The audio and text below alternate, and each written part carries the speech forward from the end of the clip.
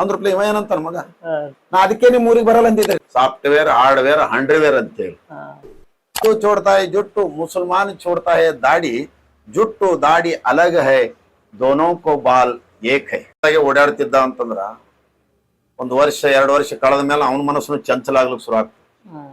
ಎಲ್ಲರೂ ಹಿಂಗೆ ಯಾರ ನಾಯಕ್ ಬಿಡ್ಬೇಕಂತಂತೇಳಿ. ನನಗೆ ಸಂಬಂಧವಿಲ್ಲದ ವಸ್ತು ಅದು ಕಸಕ್ಕೆ ಸಮಾನ. ಎದ್ದ ತಕ್ಷಣ ತಾಯಿ ತಂದೆಯರನ್ನ, ಅನ್ನ ಕೊಡ್ತಕ್ಕಂಥ ರೈತರನ್ನ, ದೇಶದ ವೀರ ಯೋಧನನ್ನ ಸ್ಮರಣೆ ಮಾಡ್ರಿ ಅಂತೇಳಿ ದೇಶದ ಹೆಸರಿನಲ್ಲಿಯೇ ಅರ್ಥ ಅಡಗ್ಯದ್ರಿ. ಅವನೇ ತಾಯಿ ತಂದೆ ಋಣದಾಗಿದ್ದ ತಗಣಿ ಮಾರ್ಯವನೇ. ತಾಯಿಯ ಮೊದಲು ಗುರು ಎಂದು ಬಲ್ಲವರು ಹೇಳ್ತಾರೋ, ತಂದೆ ದೇವರನ್ನೋ ಮಾತು ಎಲ್ಲರೂ ಸಾರ್ತಾರೋ. ನಮಸ್ಕಾರ ಸ್ನೇಹಿತರೆ, ಸ್ನೇಹಜೀವಿ ಪಾಡ್ಕಾಸ್ಟ್ ಗೆ ಆತ್ಮೀಯ ಸ್ವಾಗತ. ನಮ್ ಜೊತೆ ಇದ್ದಾರೆ ಹಾಸ್ಯ ಕಲಾವಿದ ಗುಂಡಣ್ಣ ಡಿಗ್ಗಿ ಅವರು. ಸರ್ ನಮಸ್ಕಾರ. ಸರ್ ನಮಸ್ಕಾರ. ಹೇಗಿದ್ದೀರಿ ಸರ್? ಬಹಳ ಚಲೋ ರೀ. ಹುಟ್ಟು ಬೆಳೆದೂರು ಯಾವ ಸರ್? ನೋಡ್ರಿ ಸಿದ್ದು ಸರ್, ಈ ನಮ್ಮ ನಾಡೇ ಒಂದು ಪವಿತ್ರವಾಗಿರ್ತಕ್ಕಂಥ ನಾಡು. ಇಂಥ ನಾಡಿನಲ್ಲಿ ಜನಿಸಿದ್ದೇ ನಮ್ಮ ಪುಣ್ಯ. ಇಲ್ಲೇನು ಈ ಪುಣ್ಯ ಭೂಮಿಯೇ ಒಂದು ಸ್ವರ್ಗ ಸಮಾನ ಆಗಿರ್ತಕ್ಕಂಥದ್ದು. ಇಂಥ ನಾಡಿನಲ್ಲಿ ಹುಟ್ಟಿದ್ದು ನನ್ನ ಪುಣ್ಯ. ಕಲಬುರಗಿ ತಾಲೂಕಿನ ಹರಸೂರು ಎನ್ನುವ ಒಂದು ಗ್ರಾಮದಲ್ಲಿ ನಮ್ಮ ಜನನ. ಅದು ಹರಸೂರು ಅನ್ನೋದಕ್ಕಿಂತ ಪೂರ್ವದಲ್ಲಿ ಹರಪೂರ ಸೂರ ಅಂತ ಇತ್ತು ಆ ಊರ ಹೆಸರು. ಹರಸೂರು ಅಂತ ಹೇಳಿ ಇತ್ತೀಚಿನಲ್ಲಿ ಆಡೋ ಮಾತಿನಲ್ಲಿ ಆಗಿರ್ತಕ್ಕಂಥ ಹೆಸರು ಹರಪೂರ ಸೂರ. ಹರ ಅಂದ್ರ ದೇವರು, ಪುರ ಅಂತಂದ್ರೆ ಊರು, ಸೂರ ಅಂದ್ರೆ ಸೂರರು. ದೇವತೆಗಳು ಸೂರರು ನೆಲೆಸಿರ್ತಕ್ಕಂಥ ಆ ಪ್ರದೇಶ, ಆ ಹಳ್ಳಿ, ಅದು ಹರಪೂರ ಸೂರ ಅಂತ ಹೇಳಿ ಮುಂದೆ ಕ್ರಮೇಣ ಇತ್ತೀಚಿನ ದಿನಗಳಲ್ಲಿ ಅದು ಹರಸೂರ ಅಂತ ಹೇಳಿ ಆಯ್ತು. ಅದೊಂದು ಭಾವೈಕ್ಯತೆಯ ಗ್ರಾಮ. ನನ್ನ ಊರಿನ ಬಗ್ಗೆ ನನಗೆ ಹೇಳಕ್ಕೆ ಬಹಳ ಈ ನಾಡೇ, ಈ ಕಲ್ಯಾಣ ಕರ್ನಾಟಕ, ಉತ್ತರ ಕರ್ನಾಟಕ ಅನ್ನುವುದೇ ಒಂದು ಸರ್ವಶ್ರೇಷ್ಠ. ಈ ಭಾಗದಲ್ಲಿ ಜನಿಸಿದ್ದೇ ಒಂದು ನಮ್ಮದೇ ಆಗಿರ್ತಕ್ಕಂಥದ್ದು ಎಷ್ಟು ಹೇಳಿದ್ರು ಕೂಡ ಕಡಿಮೆ ಅಂತ ಒಂದು ಪುಣ್ಯ ಭೂಮಿ ಇದೆ. ಅಂತ ಒಂದು ಪುಣ್ಯ ಭೂಮಿಯ ಹರಸೂರು ಗ್ರಾಮದಲ್ಲಿ ನಾವೆಲ್ಲರೂ ಭಾವೈಕ್ಯತೆಯಿಂದ ಬದುಕ್ತಕ್ಕಂಥ ಗ್ರಾಮ. ಹೀಗಾಗಿ ಆ ಊರಿನಲ್ಲಿ ನಮ್ಮ ಪ್ರಾಥಮಿಕ ಶಿಕ್ಷಣ, ಅಲ್ಲಿ ಆಗಿನ ಕಾಲದಲ್ಲಿ ಓದ್ತಕ್ಕಂಥ ನಿಮಗೆಲ್ಲ ಗೊತ್ತಿರಬಹುದು. ನೀವು 10 ಜನರಿಗೆ ಇಂಟರ್ವ್ಯೂ ಮಾಡಿರ್ತೀರಿ. 10 ವಿಷಯಗಳ ಬಗ್ಗೆ ಸಮಗ್ರ ಚಿಂತನೆ ಮಾಡಿ ಮತ್ತೊಬ್ಬರ ಜೊತೆ ನೀವು ಚರ್ಚೆ ಆಗಿರ್ಬೋದು, ನಿಮ್ಮದೇ ಆಗಿರ್ತಕ್ಕಂಥ ವಿಚಾರಗಳಾಗಿರ್ಬೋದು, ಪ್ರಶ್ನೆಗಳಾಗಿರ್ಬೋದು, ನಿಮ್ಮದೇ ಆದ ಚಾನಲ್ ಮುಖಾಂತರ ತಿಳಿಸ್ಕೊಡ್ತೀರಿ. ಹೀಗಾಗಿ ನಮ್ಮದೇ ಆಗಿರ್ತಕ್ಕಂಥ ಈ ವಿಷಯಗಳನ್ನ, ಶಿಕ್ಷಣವನ್ನ ನಾವೇನು ಬಡತನದಲ್ಲಿ ಕಲ್ತಿರ್ತೀವಲ್ಲ, ಅದು ನಮ್ಮನ್ನ ಬಹಳ ಗಟ್ಟಿತನದಲ್ಲಿ ಒಯ್ಲಿಕ್ಕೆ ಸಾಧ್ಯ ಆಗ್ತದೆ. ತಂದೆ ತಾಯಿ ಅವ್ರ ಹೆಸರು? ನಮ್ಮ ತಂದೆ ನಾಗಪ್ಪ ಡಿಗ್ಗಿ ಅಂತ ಹೇಳಿ, ತಾಯಿ ಗುರುಸಿದ್ದಮ್ಮ ಅಂತ ಹೇಳಿ. ಆ ಹೆಸರಿನಲ್ಲಿಯೇ ಒಂದು ಅರ್ಥಪೂರ್ಣವಾಗಿರ್ತಕ್ಕಂಥ ಸಂದೇಶ. ನಾಗಪ್ಪ, ನಾಗ ಅಂದ್ರೆ ಅದು ಪರಿಪೂರ್ಣವಾದ ಅರ್ಥ ವಿದ್ವಾಂಸ ಅಂತ ಅರ್ಥ. ವಿದ್ವಾಂಸ ಅಂದ್ರೆ ಅಷ್ಟೇನು ಪಂಡಿತ್ ಇರ್ಲಿಲ್ಲ, ಆದ್ರೂ ಕೂಡ 7-8 ಜನ ಹೆಣ್ಣು ಮಕ್ಕಳು, 2 ಜನ ಗಂಡಸು ಮಕ್ಕಳು, ತುಂಬು ಕುಟುಂಬ, ಅವಿಭಕ್ತ ಕುಟುಂಬದ ಮಧ್ಯೆ ಮಕ್ಕಳು, ಮೊಮ್ಮಕ್ಕಳು, ಮರಿಮೊಮ್ಮಕ್ಕಳು, ಅದು ಒಂದು ಹಳ್ಳಿ ಇದ್ದಂಗೆ ಒಂದು ನಮ್ಮ ಮನಿ. ಅಷ್ಟು ಆ ಕುಟುಂಬದ ಮಧ್ಯೆ ಬೆಳೆದು ಬಂದಿರತಕ್ಕಂಥದ್ದು. ವಿಶೇಷವಾಗಿ ನಮ್ಮ ಅಣ್ಣ ಸಿದ್ದಣ್ಣ ಡಿಗ್ಗಿ ಅಂತ ಹೇಳಿ ಈ ಭಾಗದಲ್ಲಿ ದೊಡ್ಡ ನಾಟಕಕಾರ, ರಂಗಕರ್ಮಿ, ನಿರ್ದೇಶಕ, ಕವಿ, ಶಿಕ್ಷಕ, ಆಶುಕವಿ. ಆಡುವ ಸಂದರ್ಭದಲ್ಲಿ ವಿಷಯಗಳನ್ನ ಗ್ರಹಣ ಮಾಡಿ ಬಹಳ ಅದ್ವಿತೀಯವಾಗಿರ್ತಕ್ಕಂಥ ವಿಷಯ ಪ್ರಸ್ತಾಪ ಮಾಡೋಷ್ಟು ಜ್ಞಾನ ಅವರಲ್ಲಿತ್ತು. ಹೀಗಾಗಿ ಅವರ ಆಶೀರ್ವಾದದಿಂದ ನನ್ನ ಗುರುಗಳಾಗಿರುವ ಅಮೃತೇಶ್ ಮಾಸ್ತರ್ ಕಲಿಶೆಟ್ಟಿ, 85 ವರ್ಷದ ಹಿರಿಯ ಜೀವಿ, ಅವರ ಆಡುವ ಮಾತು, ಬರೆಯುವ ಸಾಹಿತ್ಯ ಇವೆಲ್ಲ ಪ್ರೇರಣೆಗೊಂಡು ಗುರು ಪ್ರಾಣೇಶ್ ಗುರುಗಳ ಒಂದಿಷ್ಟು ಆಶೀರ್ವಾದದಿಂದ ಸುಮ್ಮನೆ ಏನೋ ಒಂದಿಷ್ಟು ನಮ್ಮ ಭಾಗದಲ್ಲಿ ಹೋಗಿ ಸ್ವಲ್ಪ ಪರಿಚಯ ಆಗಿವಿ. ವಿಶೇಷವಾಗಿ ನಿಮಗೆ ಅಭಿನಂದಿಸ್ತೀನಿ. ಯಾಕಂತಂದ್ರೆ ನಿಮ್ಮ ಈ ಚಾನಲ್ ಹೆಸರೇನಿಟ್ಟಿರಲ್ಲ, ಸ್ನೇಹ ಜೀವಿ ಅಂತ ಹೇಳಿ, ನಿಮ್ಗೆ ಅದಕ್ಕೆ ನಾನು ನನ್ನ ವೈಯಕ್ತಿಕವಾಗಿ ನಿಮಗೆ ಅಭಿನಂದಿಸ್ತೀನಿ. ಯಾಕಂದ್ರೆ ಆ ಹೆಸರಿನಲ್ಲಿಯೇ ಒಂದು ಮೌಲ್ಯ ನೀವೇನ್ ಇಟ್ಟಿರಲ್ಲ, ಸ್ನೇಹ ಜೀವಿ, ಅದ್ರ ಒಳಗಡೆನೆ ಒಂದು ಅಂತಃಕರಣ. ಆ ಸ್ನೇಹ ಜೀವಿ ಒಳಗೆ ಮಾನವೀಯತೆ, ಆ ಸ್ನೇಹ ಜೀವಿ ಒಳಗೆ ಜೀವನದಲ್ಲಿ ಒಂದು ಮಾರ್ಗವನ್ನ ಕಾಣ್ಲಿಕ್ಕೆ ಸಿಗಬೇಕಾಗಿರ್ತಕ್ಕಂತ ಒಂದು ಸಂದೇಶ ಅದರಲ್ಲಿ ಇಟ್ಟಿದ್ರಿ.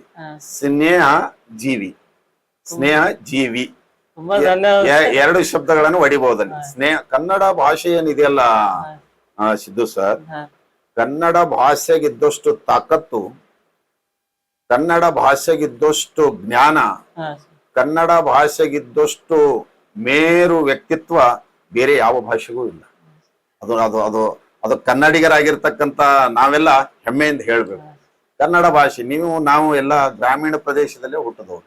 ಇವತ್ತಿಗೂ ಕೂಡ ನೀವಿನ್ನು ಹಳ್ಳಿಯಿಂದೇ ಒಂದು ಪವಿತ್ರವಾಗಿರ್ತಕ್ಕಂಥ ಸುಕ್ಷೇತ್ರ ಗುಳದಲ್ಲಿ ನೆಲೆಸಿರ್ತಕ್ಕಂಥವ್ರು ನೀವು. ಇವತ್ತಿಗೂ ಕೂಡ ನಮ್ಮ ಹಳ್ಳಿಯಲ್ಲಿ ನಮ್ಮ ತಂದಿ, ನಮ್ಮ ಮುತ್ತಜ್ಜ, ನಮ್ಮ ಚಿಕ್ಕಪ್ಪ, ನಮ್ಮ ಕಾಕ, ನಮ್ಮ ದೊಡ್ಡವ್ವ ಇವತ್ತಿಗೂ ಹೊಲಕ್ಕೆ ಹೋಗ್ತಾರೆ. ಇವತ್ತಿಗೂ ಈಗ ಬೇಸಿಗೆ ಕಾಲದಲ್ಲಿ ಬೆಳಗಿನ ಜಾವಕ್ಕೆ ಹೋಗಿ ನೇಗಿಲು ಹೊಡೆದು ಬರ್ಲಕ್ಕ, ಗಳೆ ಹೊಡೆದು ಬರ್ಲಕ್ಕ ಹೋದಾಗ ಮನೆಯಿಂದ ಏನ್ ಒಯ್ತಿದ್ರು ಅವರು? ಊಟ ಕಟ್ಕೊಂಡು ಹೋಗ್ತಿದ್ರು. ಒಂದ್ 2-3 ಸುತ್ತ ನೇಗಿಲ ಗಳೆ ಹೊಡೆದು, ಈಗ ಟ್ರ್ಯಾಕ್ಟರ್ ಆದ್ರೂ ಕೂಡ ಕೆಲವೊಬ್ಬ ಬಡ ರೈತನ ಮನ್ಯಾಗ ಅದೇ ಎತ್ತುಗಳ ಜೊತೆಯಲ್ಲೇ ರೈತ ಅದಾನ ಇಲ್ಲ ಅಂತ ಊಟ ಮಾಡೋ ಸಂದರ್ಭದಲ್ಲಿ ಮತ್ತೊಬ್ರು ಯಾರಾದ್ರೂ ಬಂದ್ರಂದ್ರ ಆಯ್ತೇನಪ್ಪ ನಿಂದ ನ್ಯಾಯರಿ, ಆಯ್ತೇನಪ್ಪ ನಿಂದ ನ್ಯಾಯರಿ.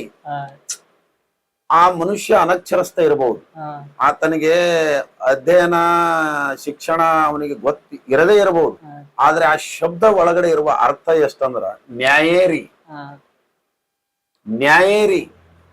ಆ ಬೆಳಗಿನ ಜಾವ ಶ್ರಮ ವಹಿಸಿ ಬೆವರು ಸುರಿಸಿ ಹಸಿವು ಬಡತನದ ಮಧ್ಯೆ ದುಡಿಯುವ ರೈತ ಏನಿರ್ತಾನಲ್ಲ, ಆತ ದುಡಿದಿರ್ತಕ್ಕಂತ ಆ ಮನುಷ್ಯ ಅದನ್ನ ತಿಂದು ಬೆಳೆದಿರ್ತಕ್ಕಂಥ ನಾವುಗಳು ಸಮಾಜಕ್ಕೆ ನ್ಯಾಯರಿ, ನ್ಯಾಯರಿ, ನ್ಯಾಯವಾಗೇ ಮಾತಾಡ್ತಿದ್ದೀವಿ. ಸಮಾಜದಾಗ ಪ್ರತಿಯೊಬ್ಬರಿಗೂ ರೀ ಅಂತ ಹೇಳಿ ಮಾತಾಡ್ತಿದ್ದೀವಿ. ಅಷ್ಟು ಗೌರವ ಕೊಡ್ತಕ್ಕಂತ ಶಕ್ತಿ ಆ ನಮ್ಮ ಕನ್ನಡದ ಶಬ್ದಗಳ ಜೊತೆಯಲ್ಲಿ ನಾವು ಒಂದು ದಿನನಿತ್ಯ ಮಾಡುವ ಕಾಯಕದಲ್ಲಿ ಅಷ್ಟು ದೊಡ್ಡ ಹೆಸರಿತ್ತು. ಈ ಶಿಕ್ಷಣ ಬೇಕು. ಅದಕ್ಕೆ ಡಾಕ್ಟರ್ BR ಅಂಬೇಡ್ಕರ್ ಅವ್ರು ಏನ್ ಹೇಳ್ತಾರಂದ್ರ ಸರ್, ಮೌಲ್ಯಾಧಾರಿತವಾದ ಶಿಕ್ಷಣ. ಶಿಕ್ಷಣ ಕಲಿಯೋದು ಬಹಳ ಮುಖ್ಯ ಅಲ್ಲ, ಅಧ್ಯಯನದ ಶಿಕ್ಷಣ ಬಹಳ ಇಂಪಾರ್ಟೆಂಟ್ ಅಲ್ಲ, ಸಂಸ್ಕಾರದ ಶಿಕ್ಷಣ ಬಹಳ ಇಂಪಾರ್ಟೆಂಟ್. ಸಂಸ್ಕಾರದ ಶಿಕ್ಷಣ ವ್ಯಕ್ತಿಯಿಂದ ವ್ಯಕ್ತಿತ್ವದ ಕಡೆ ಕೊಂಡೊಯ್ತದೆ. ವ್ಯಕ್ತಿ ಚಿನ್ನ, ವ್ಯಕ್ತಿ ಚಿನ್ನ, ವ್ಯಕ್ತಿತ್ವ ಆಭರಣ. ನೋಡ್ರಿ, ಒಂದೇ ಶಬ್ದ ವ್ಯಕ್ತಿ. ಕೇವಲ ಎಲ್ಲರೂ ಈ ಸಮಾಜದಲ್ಲಿ ಮನುಷ್ಯರ ಹುಟ್ಟಿವಿ ನಾವೆಲ್ಲ, ಅದು ಮನುಷ್ಯರ ಹುಟ್ಟೋದಲ್ಲ, ವ್ಯಕ್ತಿಯಿಂದ ವ್ಯಕ್ತಿತ್ವದ ಕಡೆ ಬರಬೇಕಲ್ಲ. ಬುದ್ಧ, ಬಸವ, ಅಂಬೇಡ್ಕರ್ ಎಲ್ಲರೂ, ಕಲಬುರಗಿ ಶರಣ ಬಸವೇಶ, ಖಾಜಾ ಬಂದೇ ನವಾಜ್ ಇವರೆಲ್ಲರೂ ಮನುಷ್ಯರಾಗೇ ಇದ್ರು. ಅವರು ವ್ಯಕ್ತಿದಿಂದ ವ್ಯಕ್ತಿತ್ವದ ಕಡೆ ಹೋದ್ರು. ವ್ಯಕ್ತಿಯಿಂದ ವ್ಯಕ್ತಿತ್ವದ ಕಡೆ ಹೋಗಬೇಕಾದಾಗ ನವೇ ಕಪಾಲೆ ಸಲಿಲಂ ಸನ್ಯಸ್ತಂ ಹೀಯತೆ ಯಥಾ ಒಂದೇ ಎರಡೇ. ಆ ಭಾಷೆ, ಆ ಶಬ್ದಗಳು ಕೊಟ್ಟಿದ್ದು ನೋಡಿದ್ರೆ ನಮ್ಗೆ ಬಹಳ ಈ ನಾಡು ಒಂದು ಸರ್ವಶ್ರೇಷ್ಠ ಅಂತ ಅನ್ನೋದ್ರಲ್ಲಿ ಮತ್ತೊಂದು ಮಾತಿಲ್ಲ. ಮತ್ತೆ ನಿಮ್ದು ಎಜುಕೇಶನ್ ಎಲ್ಲ ಏನಾಗೈತೆ ಸರ್? ಏನ್ ಎಜುಕೇಶನ್ ರೀ, ನಾವೆಲ್ಲ ನಮ್ಮೂರಲ್ಲೇ ಓದ್ವಿ. 1ನೇ ಹಿಡ್ಕೊಂಡು 5ನೇ ಅಲ್ಲೇ ಪ್ರಾಥಮಿಕ, ಆಮೇಲೆ ಪ್ರೌಢಶಾಲೆ ನಮ್ಮೂರಲ್ಲಿ, ಆಮೇಲೆ ಕನ್ನಡ ಶಾಲೆ, ಆಮೇಲೆ ಅಲ್ಲಿ ಇದ್ದಿರುವ ಆ ಶಿಕ್ಷಕರು ನಿಜವಾಗ್ಲು ಕೆಲವೊಬ್ರು ಇವತ್ತು ಲಿಂಗೈಕ್ಯ, ಕೆಲವೊಬ್ರು ಇನ್ನೂ ಅದಾರ. 90 ವಯಸ್ಸು, 80, 85. ಆ ಗುರುಗಳಿಗೆ, ನನ್ನ ಹೆತ್ತ ತಾಯಿ ತಂದೆಗೆ, ಅನ್ನ ಕೊಡ್ತಕ್ಕಂಥ ರೈತನಿಗೆ, ದೇಶ ಕಾಯ್ತಕ್ಕಂಥ ವೀರ ಯೋಧನಿಗೆ ದಿನದಲ್ಲಿ 10 ಬಾರಿ ಅವರನ್ನ ನಾವು ಸ್ಮರಣೆ ಮಾಡಲೇಬೇಕು. ಯಾಕಂದ್ರ ಸಿದ್ದು ಸರ್ ದಯಮಾಡಿ ಸಂಬೋಧನೆ, ಆ ವಿಷಯವನ್ನ ಒಂದಿಷ್ಟು ಸಮಗ್ರವಾಗಿ ಚಿಂತನ ಮಂಥನ ಮಾಡುವಾಗ ಅದು ಬಳಸ್ತಕ್ಕಂತ ಪದ ಅದು ಬ್ರಿಟಿಷರು ಬಿಟ್ಟು ಹೋದ್ರು, ಆದ್ರೂ ಅದು ನಮ್ಗೆ ಬಿಡ್ಲಿಕ್ಕೆ ಆಗ್ತಾ ಇಲ್ಲ. ಯಾಕಂದ್ರೆ ನಾವು ನಿಮ್ಗಿಂತ ಬಹಳ ಚಿಕ್ಕವ್ರು. ಹಂಗಲ್ಲ. ಯಾವಾಗಲೂ ಮನುಷ್ಯನಿಗೆ ಅನುಭವ 4 ಜನರ ಜೊತೆಯಲ್ಲಿ ಬೆರೆತು 4 ಜನರ ಸಮಾಜದಲ್ಲಿ ನಡೆಯುವ ವಿಚಾರಗಳನ್ನ ಅದನ್ನ ಚಿಂತನ ಮಂಥನ ಮಾಡ್ತಕ್ಕಂತ ಮನಸ್ಸು, ಈ ಮೆದುಳು ಏನಿರ್ತದಲ್ಲ, ಆ ಮನುಷ್ಯನಿಗೆ ನಮ್ಮದೇ ಆಗಿರ್ತಕ್ಕಂಥ ಗೌರವ ಕೊಡೋದ್ರಲ್ಲಿ ಏನು ತಪ್ಪಿಲ್ಲ. ಇರ್ಲಿ. ಈಗ ಸಂದರ್ಭ, ನೀವು ಶಿಕ್ಷಣ ಬಗ್ಗೆ ಕೇಳಿದ್ರಿ. ನನ್ನ ಗುರುಗಳು ಆಗಿನ ಕಾಲದಲ್ಲಿ ವೀರಪ್ಪ ಮಾಸ್ಟರ್ ಅಂತಿದ್ರು. ಅವರು ಹೇಳುವ ಒಂದೊಂದು ಮಾತು ನಿಜವಾಗ್ಲೂ ನಾವು ಧನ್ಯ. ಹೇಳುವ ಪಾಠಗಳೇನಿತ್ತಲ್ಲ ಹಾ ಅದನ್ನ ನಾವು ಎಷ್ಟು ಅವ್ರ ಬಗ್ಗೆ ಕೊಂಡಾಡಿದ್ರು ಕೂಡ ಕಡಿಮೆ. ಹಾಗೆ ವಿಠ್ಠಲರಾವ್ ಮಾಸ್ಟರ್ ಅಂತಿದ್ರು, ಹಾ ಸರ್. ವನಮಲಾ ಟೀಚರ್ ಅಂತಿದ್ರು, ಸಿದ್ದರಾಮಪ್ಪ ಮಾಸ್ಟರ್ ಅಂತಿದ್ರು. ನಮ್ಮ ಅಣ್ಣ ಹಾ. ಅಂದ್ರೆ ನಮ್ಮ ಅಣ್ಣ ತಮ್ಮರಲ್ಲಿ ನಮ್ಮ ದೊಡ್ಡಪ್ಪರ ಮಗರು ಚಂದ್ರಕಾಂತ್ ಡಿಗ್ಗಿ, ನಾಲ್ಕು ವಿಷಯಗಳನ್ನ ಅವ್ರೊಬ್ರೇ ನಮ್ಮನ್ನ ಪರೀಕ್ಷೆ ಸಮೀಪ ಬಂದಂಗ ಇಂಟ್ರು ತಗೋತಿದ್ರು, ಅದ್ರ ಬಗ್ಗೆ ಚರ್ಚೆ ಮಾಡಿಸ್ತಿದ್ರು. ಆಗಿನ ಆ ಶಿಕ್ಷಣ ಅವ್ರು ಕೊಟ್ಟಿರ್ತಕ್ಕಂಥ ಕನ್ನಡದ ಭಾಷೆ ಇವತ್ತಿಗೂ ನಮ್ಗ ಅದು ಎಷ್ಟು ಹೇಳಿದ್ರು ಕೂಡ ಕಡಿಮೆ. ಸುಮಾರು 30-35 ವರ್ಷದ ಹಿಂದ್ಗಡೆ ಓದಿರ್ತಕ್ಕಂಥದ್ದು ಒಂದೊಂದು ಶಬ್ದಗಳು ಇವತ್ತಿಗೂ ನಾವು ಏನೆಲ್ಲ ಹೇಳ್ಬೇಕಂತ ತವಕ. ಬಟ್ ಅವಾಗಿಂದ ಸರ್ಗಳದು ಈಗಿನ ಸರ್ ಅವಾಗ ಮನೆಯವ್ರು ಹೋಗಿ ತಪ್ಪು ಮಾಡ್ರು ಹಾಗ್ರಿ ತೂತಾಗಿತ್ತು ಹಾಗ್ರಿ ಜಡ್ದಿ ಚಲೋ ಬುದ್ಧಿ ಹೇಳ್ರಿ ಅಂತೀರ. ಬಟ್ ಇವಾಗಿನ ಸಿಚುವೇಶನ್ ಹೆಂಗಂದ್ರ ಹೊಡೆದ್ರು ನೀವ್ ನಮ್ಮ ಮಗನಿಗೆ ಯಾಕೆ ಹೊಡೆದ್ರಿ ತೂತ ಬಿತ್ತು ನಾ ಕಂಪ್ಲೇಂಟ್ ಮಾಡ್ತೀನಿ ಅಂತ ಹೇಳ್ತಾರ್ರಿ ಇವಾಗಿನ ಪೇರೆಂಟ್ಸ್. ಅವಾಗಿಂದಕ್ಕೂ ಈಗಿನ ಏನ್ ಡಿಫ್ರೆನ್ಸ್ ನೀವು ಮಾತಾಡ? ಈಗ ತಂದೆ ತಾಯಿ ಅಣ್ಣ ತಮ್ಮ ಅಕ್ಕ ತಂಗಿ ಇವು ಕನ್ನಡದ ಭಾಷೆಯಲ್ಲಿ ಬಳಸ್ತಕ್ಕಂತ ಬಹಳ ಸಮೃದ್ಧ ಭಾಷೆಗಳು. ತಾಯಿ ಆಗೋದು ಮುಖ್ಯ ಅಲ್ಲ, ತಾಯಿತನ ಉಳಿಸ್ಕೊಂಡು ಹೋಗೋದು ಬಹಳ ಮುಖ್ಯ. ತಂದೆ ಆಗೋದು ಮುಖ್ಯ ಅಲ್ರಿ, ತಂದೆತನ ಉಳಿಸ್ಕೊಂಡು ಹೋಗೋದು ಬಹಳ ಮುಖ್ಯ. ಆ ಸ್ಥಾನಕ್ಕೆ ಒಂದು ಪರಿಪೂರ್ಣವಾದ ಅರ್ಥ ಸಿಗಬೇಕಾದಾಗ ಅದನ್ನ ಆ ತಂದೆ ಆ ಸ್ಥಾನಕ್ಕೆ ಬಂದವಾಗ ತಂದೆಯ ಸ್ಥಾನದಲ್ಲಿ ಇರಬೇಕು. ಈಗ ನೀವು ಇತ್ತೀಚಿನ ದಿನಗಳಲ್ಲಿ ಈ ಆಧುನಿಕ ಭರಾಟೆಯಲ್ಲಿ ಈ ಸಾಫ್ಟ್ವೇರ್ ಹಾರ್ಡ್ವೇರ್, ನಾನು ಅಲ್ಲಿ ಹಾಸ್ಯದಲ್ಲಿ ಹೇಳ್ತಾ ಇರ್ತೀನಿ, ಸಾಫ್ಟ್ವೇರ್ ಹಾರ್ಡ್ವೇರ್ ಶಬ್ದಗಳಿಗೆ ಇನ್ನೊಂದು ಜೋಡಿಸಿನ ನಾನು, ಸಾಫ್ಟ್ವೇರ್ ಹಾರ್ಡ್ವೇರ್ ಹಂಡ್ರ್ವೇರ್ ಅಂತೇಳಿ, ಅದಕ್ಕೆ ಇನ್ನೊಂದು ಜರ ಪ್ರಾಸ್ ಕೂಡಿಸೋಣ ಅಂತೇಳಿ. ಆ ಕಾರಣ ಈ ಕಾರಣ ಜಾಗತೀಕರಣದ ಮಧ್ಯೆ ಅಂತಃಕರಣ ಕಡಿಮೆ ಆಗಿದೆ. ಹಣದ ಕಲೆಕ್ಷನ್ ಹೆಚ್ಚಿಗಾಗಿ ಗುಣದ ಸೆಲೆಕ್ಷನ್ ಹೆಚ್ಚಿಗಾಗಿ, ಹಣದ ಸೆಲೆಕ್ಷನ್ ಹೆಚ್ಚಿಗಾಗಿ ಗುಣದ ಸೆಲೆಕ್ಷನ್ ಕಡಿಮೆ ಆಗಿ ಸಂಸಾರದಾಗ ಬೈ ಎಲೆಕ್ಷನ್ಗಳೇ ಹೆಚ್ಚಿಗಾಗ್ಯಾವ. ಬೈ ಎಲೆಕ್ಷನ್ ಹೆಚ್ಚಿಗಾಗ್ಯಾವ ಅಂದ್ರೆ ಮಾನವೀಯತೆ ಕಡೆ ಯಾವಾಗ ಈ ನಗರೀಕರಣ ಹೆಚ್ಚಿಗೆ ಹಾಕೋತ ಬಂತು, ಪಟ್ಟಣ ಪ್ರದೇಶಕ್ಕೆ ಮನುಷ್ಯ ಹೋಗಿ ವಲಸಲಿಕ್ಕೆ ಪ್ರಾರಂಭ ಆದನು, ಅಲ್ಲಿ ಮನಸ್ಸುಗಳು ಸಂಕುಚಿತ ಆಗಲಿಕ್ಕೆ ಪ್ರಾರಂಭ. ಹಿಂಗಾಗಿ ಈ ಆಧುನಿಕತೆಯ ಭರಾಟೆಯಲ್ಲಿ ಮನಸ್ಸುಗಳು ಸಣ್ಣ ಆದ ಮೇಲೆ ಅದು ಶಿಕ್ಷಣಕ್ಕೆ ಹೊಡೆತ ಬೀಳೋದು ಬಹಳ ಸಹಜ. ಇವಾಗ ನಿಮ್ ಊರಿಂದ ನೀವು ಎಜುಕೇಶನ್ ಮಾಡಿ ಮತ್ ಕಾಲೇಜ್ ಅದು ಇಲ್ಲ, ಕಾಲೇಜ್ ನಮ್ಮೂರಲ್ಲಿ ಆರಾಮಾಗಿ ಊಟ ಮಾಡಿ ನಮ್ಮ ತಾಯಿ ತಂದೆ ಇರೋಸ್ತನ ಅವ್ರು ನಮಗ್ ಚೆನ್ನಾಗಿ ನೋಡ್ಕೊಂಡು, ಆ ಹಳ್ಳಿಯಲ್ಲಿ ಒಬ್ಬರ ಮನೆಗೆ ಹೋಗಿ ಒಬ್ರು ರೊಟ್ಟಿ ಒಯ್ಯೋದು, ಒಬ್ಬರ ಮನೆಗೆ ಒಬ್ರು ಪಲ್ಯ ಒಯ್ಯೋದು, ಅದು ಸಾಲಿ ಬಿಟ್ಟ ಮೇಲೆ ಇದ್ದಾಗ ಅಲ್ಲೇ ಊಟ ಮಾಡ್ಕೊಂಡು ಮುಂದೆ ಏನದ ಅನ್ನೋ ಪ್ರಪಂಚನೇ ನಮಗ್ ಗೊತ್ತಿರಲಿಲ್ಲ. ಮುಂದೆ ಕಾಲೇಜ್ಗೆ ಹೋಗ್ಬೇಕು, ಕಾಲೇಜ್ಗೆ ಹೋಗಿ ಅಭ್ಯಾಸ ಮಾಡ್ಬೇಕು, ಅವೇ ನಮ್ಗ ಸ್ವಲ್ಪ ಸರಿಯಾಗಿ ಸಿಗ್ಲಿಲ್ಲ. ನನ್ನ ಗೆಳೆಯರೆಲ್ಲ ಬಹಳ ಚೆನ್ನಾಗಿ ಅಭ್ಯಾಸ ಮಾಡಿ ದೊಡ್ಡ ಪೋಸ್ಟ್ ನಲ್ಲಿ ಇವತ್ತಿಗೂ ಕೂಡ ಇದ್ದಾರೆ. ನಾನು ಓದ್ಬೇಕಾಗಿತ್ತು, ಕೆಲವೊಂದು ಅನಿವಾರ್ಯತೆಯಿಂದ ಮುಂದೆ ಶಿಕ್ಷಣ ಆಗ್ಲಿಲ್ಲ ನಮ್ಗ. ಹೀಗಾಗಿ ಬಿಟ್ಟು ವೃತ್ತಿಗಾಗಿ ಏನಾದ್ರು ಬದುಕಬೇಕಂತ ಹೇಳಿ ನಿಮ್ದು ಎಜುಕೇಶನ್ ಹತ್ತನೇವರೆಗೆ ದಿನಾಲು ಶಾಲೆಗೆ ಹೋಗಿ ಬಂದು 10ನೇವರೆಗೆ ನಮ್ಗೆಲ್ಲಾ ನಾಲೆಜ್ ಬಂದ್ ಬಿಡ್ತು, ನಮಗ್ ತಿಳಿದಷ್ಟು ಬಂತು. ಅದಕ್ಕೆ ನಾವು ಸುಮ್ನೆ ಹಾಸ್ಯಕ್ಕಾಗಿ ಬಳಕೆಯನ್ನು ಮಾಡ್ಕೊಳ್ತಾ ಇರ್ತೀನಿ. ಅವಾಗ ಒಂದೇ ಕ್ಲಾಸ್ ನಲ್ಲಿ 3-4 ವರ್ಷ ಫೇಲ್ ಆದಿವಿ ಅಂದ್ರ ಅವನಿಗೆ ದಡ್ಡ ಅಂತಾರ. ಒಂದೇ ಕ್ಲಾಸ್ನಾಗ 3-4 ವರ್ಷ ಮ್ಯಾಲಿನ ಮೇಲೆ ಫೇಲ್ ಆದೇವ್ ಅಂದ್ರೆ ಅವನಿಗೆ ದಡ್ಡ ಅಂತಾರ. ಒಂದೇ ಸಬ್ಜೆಕ್ಟ್ 3 ವರ್ಷ ಓದ್ದನಂದ್ರ, ಒಂದೇ ಕ್ಲಾಸ್ನಾಗ 3 ವರ್ಷ ಫೇಲ್ ಆಲತ್ತೀವಿ ಅಂದ್ರ ಅವನಿಗೆ ದಡ್ಡ ಅಂತಾರ. ಒಂದೇ ಸಬ್ಜೆಕ್ಟ್ 3 ವರ್ಷ ಓದ್ದನಂದ್ರ ಅವನಿಗೆ PhD ಅಂತಾರ. ಒಂದೇ ಪುಸ್ತಕದಲ್ಲಿ ನಾವ್ ಏನಾದ್ರೂ ನೋಡಿ ಅದರಲ್ಲಿ ಒಳಗಿಂದ ಕದ್ದು ನಾವೊಂದ್ ಏನಾದ್ರೂ ಕತೆ ಕವನ ಬರೆದ್ರೆ ಕೃತಿ ಚೌರ್ಯ ಅಂತಾರ. ಅವನು ಮಗ ನೋಡಿ ಕದ್ದು ಬರ್ದ ನೋಡು, ಕೃತಿ ಚೌರ್ಯ ಅಂತಾರ ಸಾಹಿತ್ಯಕ ಭಾಷೆಯಲ್ಲಿ. ಒಂದೇ ಪುಸ್ತಕದ ನೋಡಿ ಅದೇ 10 ಪುಸ್ತಕಗಳನ್ನ ಅಧ್ಯಯನ ಮಾಡಿ ನಮ್ಮದೇ ಆದ ಒಂದು ಪುಸ್ತಕವನ್ನು ಬರೆದಾಗ ಅವನಿಗೆ ವಿಮರ್ಶಕ ಅಂತಾರ. ಅಂದ್ರೆ ನೀವು ಇವಾಗ ನಿಮ್ದು ಹೆಲ್ತ್ ಡಿಪಾರ್ಟ್ಮೆಂಟ್ ಅಲ್ಲಿ ಡ್ಯೂಟಿ ಯಾವಾಗ ಆಗಿತ್ತು ಸರ್? ನಾನು ಮುಂದೆ ಆ ಜೀವನ ಮಾಡ್ಬೇಕಲ್ಲ.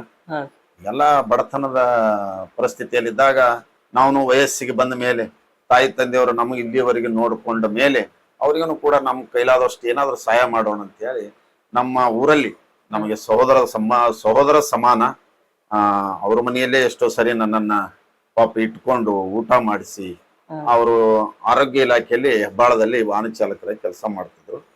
ಪಾಪ ಅವ್ರ ಜೊತೆ ಬರ್ಲೇನಣ್ಣ ಅಂತ ಬಾರೋ ಅಂತ ಹೇಳಿ ಕರ್ಕೊಂಡು ಒಯ್ದು ವಾಹನ ಚಾಲನೆಯನ್ನ ನನಗೆ ಡ್ರೈವಿಂಗ್ ಕಲಿಸಿದ್ರು. ಕಲಿಸಿದ ಮೇಲೆ ಸ್ವಲ್ಪ ಅದೇ ಅವರೇ ಮುಂದೆ ನನಗೆ ಲೈಸೆನ್ಸ್ ಇಟ್ಟಿಸ್ಕೊಟ್ರು. ನನ್ನ ಜೀವನಕ್ಕೆ ಆತ ಮಲ್ಲಪ್ಪ ಸಿಂಪಿ ಅಂತ ಹೇಳಿ ನನ್ನ ಜೀವನಕ್ಕೆ ಅವ್ರ ಮೈಲಿಗಲ್ಲು. ಯಾಕಂದ್ರೆ ಇವತ್ತು ಏನಾದ್ರೂ ನಾನು ಅನ್ನ ತಿಂತ ಇದ್ದಿದ್ದು ನೋಡಿದ್ರೆ ಅವ್ರು ಇವತ್ತು ನಾನು ಡ್ರೈವಿಂಗ್ ಮಾಡೋದೇ ಕಲಿಸದೇ ಇದ್ದಾಗ ನಾನು ಸುಮ್ಮನೆ ಮತ್ತೆ ಏನೇನೋ ಬೇರೆ ಬೇರೆ ಮಾಡ್ಬೋದಾಗಿತ್ತು, ಇಲ್ಲ ಅಂತಿಲ್ಲ. ಆದ್ರೆ ಅವ್ರು ಕಲಿಸಿ ಅವ್ರ ಆಶೀರ್ವಾದ ಮಾಡಿರೋದ್ರಿಂದ ಲೈಸೆನ್ಸ್ ತೆಗಿಲಿಕ್ಕೂ ಕೂಡ ಆತನ ಇವತ್ತು ಅವ್ರು ಇಲ್ಲ ಅಂದ್ರು ನನ್ನ ಪಾಲಿನ ದೇವರೇ ಅವರು. ಹೀಗಾಗಿ ಮುಂದೆ ಅಲ್ಲಿ ಕೆಲವೊಂದು ಕಡೆ ಖಾಸಗಿಯಾಗಿ ನಾನು ಡ್ರೈವಿಂಗ್ ಮಾಡೋದು ಕಲಿತೆ. ಮುಂದೆ ನಮ್ಮ ಮಾಮವ್ರ ಹತ್ರನೂ ಒಂದು ಸ್ವಲ್ಪ ದಿವಸ ಅನಿಲ್ ಕುಮಾರ್ ಶೆಟ್ಗಾರ್ ಅವ್ರ ಹತ್ರ ಮಾಡಿದೆ. ಮುಂದೆ ಏನ್ ಮಾಡ್ಬೇಕಪ್ಪ, ಏನಾದ್ರು ಸ್ವಲ್ಪ ಎಲ್ಲಿ ಹೋಗ್ಬೇಕು ಹಂಗ ಹಿಂಗ ಅಂತ ಹೇಳಿ ಸ್ವಲ್ಪ ಮನಸ್ಸಿನಲ್ಲಿ ಜಿಗುಪ್ಸೆ ಆಗೊಂಡಾಗ ನನ್ನ ಗೆಳೆಯ ಕರ್ಬಸಪ್ಪ ಅಂತ ಹೇಳಿ ಆತ ಡಾಕ್ಟರ್ ಮಲ್ಕಾರೆಡ್ಡಿ ಸರ್ ಅವ್ರ ಮನೆಗೆ ಕರ್ಕೊಂಡು ಒಯ್ದು. ಇವತ್ತು ಬಹಳ ಜನ ಹೇಳ್ತಾರೆ ದೊಡ್ಡವರಷ್ಟು ಕೆಲಸಗಾರರನ್ನು ಸರಿ ನೋಡೋದಿಲ್ಲ, ದೊಡ್ಡವರು ನಮ್ಮನ್ನು ಯಾವ ರೀತಿ ನೋಡ್ಬೇಕು ಅದೇ ರೀತಿಯಿಂದ ನೋಡ್ತಾರ. ಇದು ದೊಡ್ಡ ತಪ್ಪು. 100 ಮಂದಿಯಲ್ಲಿ 10 ಜನ ಒಳ್ಳೆಯವರು ಇರ್ತಾರಂತಲ್ಲಕ್ಕೆ ನನ್ನ ಜೀವನಕ್ಕೆ ಬೆಳಕು ಕೊಟ್ಟಿರ್ತಕ್ಕಂಥ ಡಾಕ್ಟರ್ ಮಲ್ಕಾರೆಡ್ಡಿ ಸರ್ ಅವರ ಮಾಜಿ ಸಚಿವರು, ಒಬ್ಬ ಸಭ್ಯ ರಾಜಕಾರಣಿ, ಒಬ್ಬ ವೈದ್ಯ, ಅಂತವ್ರ ಮನೆಯಲ್ಲಿ ಸುಮಾರು ವರ್ಷಗಳನ್ನು ಇದ್ದು ಆ ಮನೆಯಲ್ಲಿ ಎಲ್ಲಾ ತಾಯಿ ಸಮಾನ ಆಗಿರ್ತಕ್ಕಂಥ ಅಲ್ಲಿ ಅಮ್ಮಂದಿರು ನಮ್ಮನ್ನ ಅಲ್ಲಿ ಒಂದೇ ದಿನ ಹಿಂಗ್ ವಾಹನ ಚಾಲಕ ಡ್ರೈವರ್ ಅಂತ ಹೇಳಿ ಆ ಭಾವನೆ ಕಾಣಿಲ್ಲ.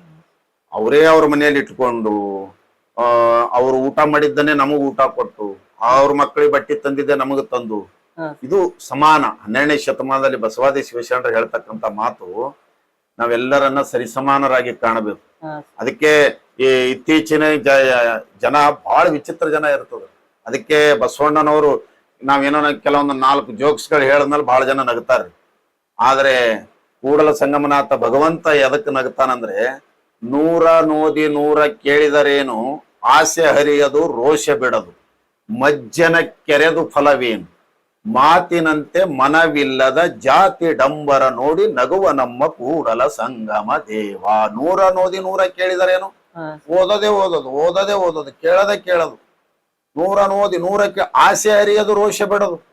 ಒಬ್ಬನಿಗೆ 11 ರಾತ್ರಿ ಮಲ್ಕೋಣನ್ರಿ, ಎದ್ದು ಅವ್ರ ಮಂತ್ರಿ ಕಳ್ಸದ. ಅವನಿಗೆ ಎಷ್ಟಿತ್ತಂದ್ರೆ ನೀವು ಆಸ್ತಿ 11 ತೆಲಿ ಆಗೋಷ್ಟು ಆಸ್ತಿ ಇತ್ತು ಅವನ ಮನೆಯಲ್ಲಿ.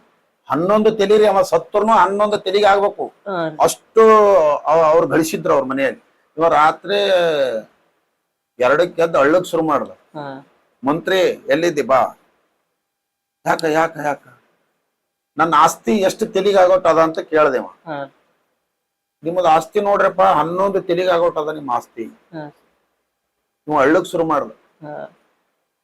ಯಾಕೆ ಅಳ್ಳಕತ್ತೀರ? 12ನೇ ತೆಲಿದವನ್ ಗತಿ ಏನು? ಆಸೆ ಹರಿಯದು ರೋಷ ಬಿಡೋದು.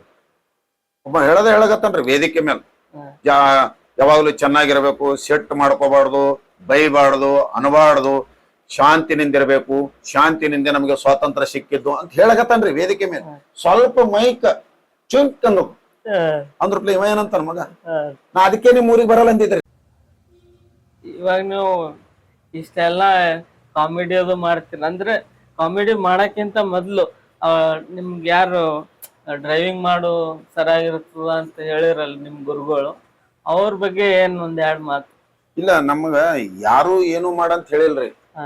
ಅದು ಏನ್ ಬಡತನದಲ್ಲಿ ಹಸಿವು ಅದು ಕಾಡ್ತಿತ್ತಲ್ಲ, ಒಟ್ ನಾವೇ ಏನಾದ್ರು ಮಾಡ್ಬೇಕು ಅನ್ನೋ ಇಚ್ಛೆ ಇತ್ತು. ಅವರು ಬೆಳಗ್ಗೆ ಎದ್ದು ಅವ್ರವ್ರು ಡ್ಯೂಟಿಗೆ ಹೋಗೋ ಸಂದರ್ಭದಲ್ಲಿ, ಅಣ್ಣ ನಾನು ಬರ್ತೀನಿ, ಒಂದಿಷ್ಟು ನಿಮ್ ಜೊತೆ ಡ್ರೈವಿಂಗ್ ಕಲಿತೀನಿ ಅಂದ್ಮೇಲೆ ಪಾಪ ಪುಣ್ಯಾತ್ಮ ಕರ್ಕೊಂಡು ಹೋಯ್ದು ಕಲಿಸಿ ಮುಂದೆ ನಮ್ಗೆ ಹಾದಿ ಹಚ್ಚದ, ಒಂದು ಲೈಸೆನ್ಸ್ ಕೊಡದ್ದ.